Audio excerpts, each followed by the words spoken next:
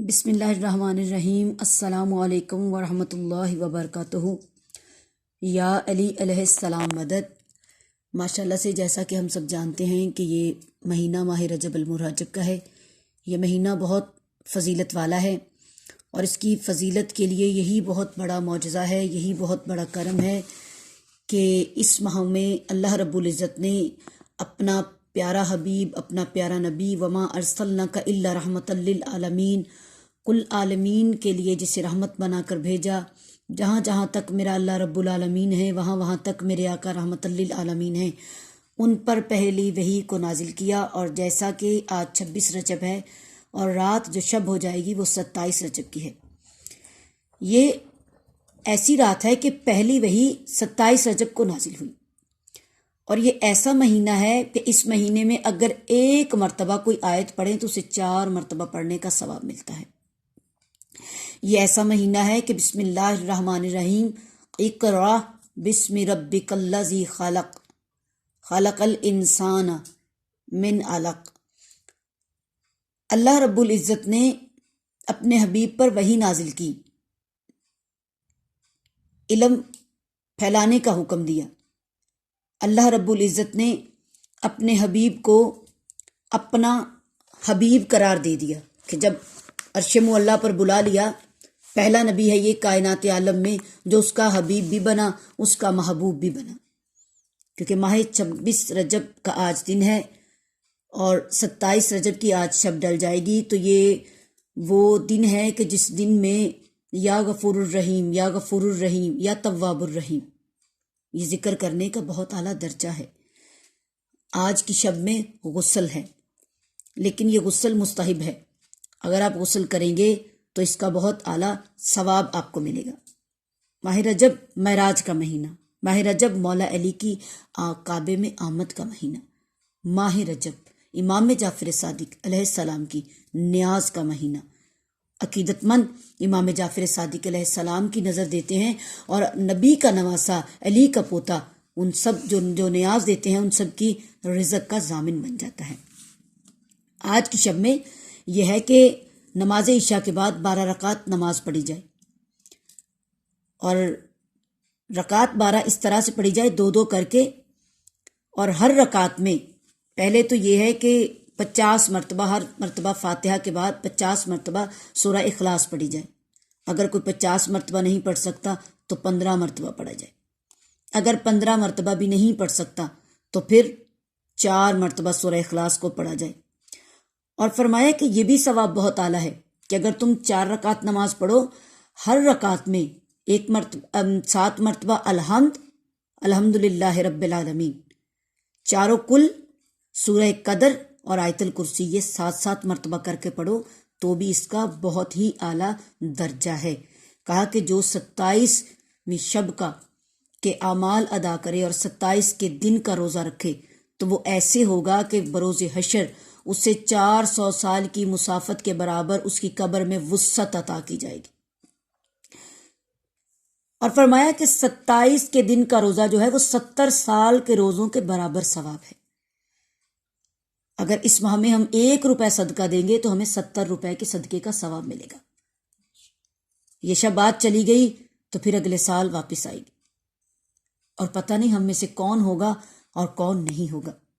یہ تو کریم جانتا ہے، بنانے والا جانتا ہے کہ کون ہوگا اور کون نہیں ہوگا۔ لیکن یہ عبادتوں کا بھی ہمیں نہیں پتہ، ان روزوں کی فضیلت کی طاقت کا ہمیں ابھی نہیں پتہ۔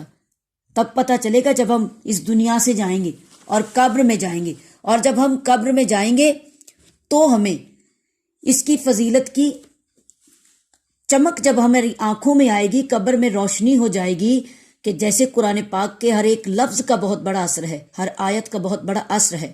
یہ 30 پارے، یہ 114 سورتیں، یہ کسی مقصد کے لیے نازل کی گئی ہیں۔ اب یہ نہیں کہ ہر بندہ کہتا ہے یہ پڑھیں گے تو وہ بھی مل جائے گا جو نصیب میں نہیں لکھا۔ اس کے ساتھ ضد مت کیجیے۔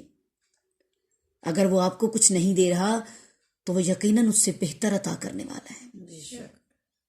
وہ ایسا کریم ہے کہ وہ ایک انسان کو 70 ماؤں کے پیار کے برابر کرنے والا ہے۔ وہ ایسا کریم ہے، وہ ایسا پاک ہے۔ فرمایا کہ اگر تم موت پر یقین رکھو گے تو میرے اپنے ہو، جو موت پر یقین رکھتا ہے۔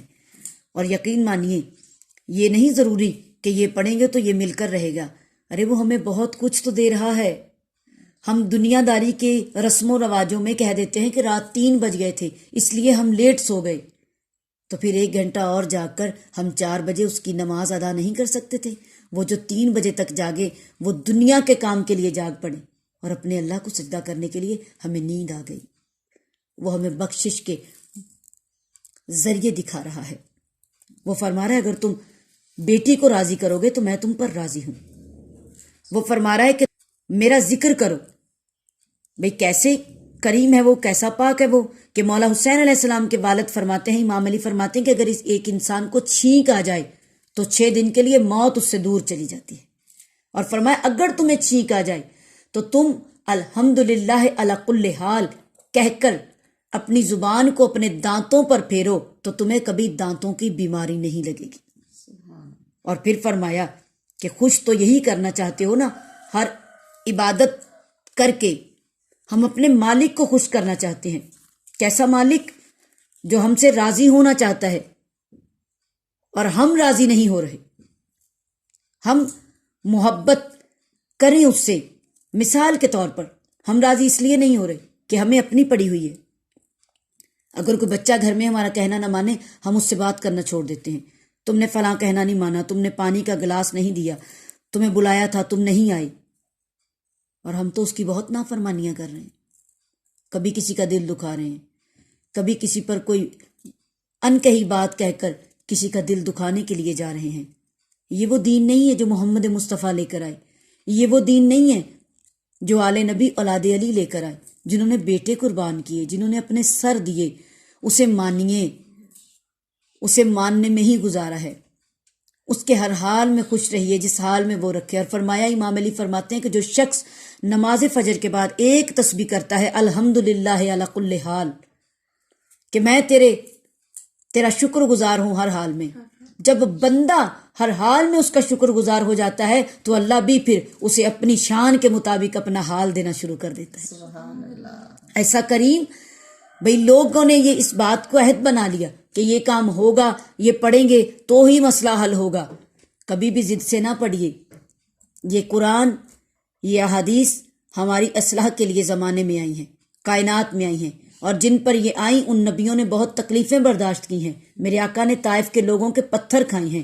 بس کوشش کیجئے کہ وہ ہم سے راضی ہو جائیں، اور وہ ہم سے تبھی راضی ہے کہ اگر ہم اس کی رضا پر راضی ہو جائیں گے۔ وما علینا الا البلاغ المبین۔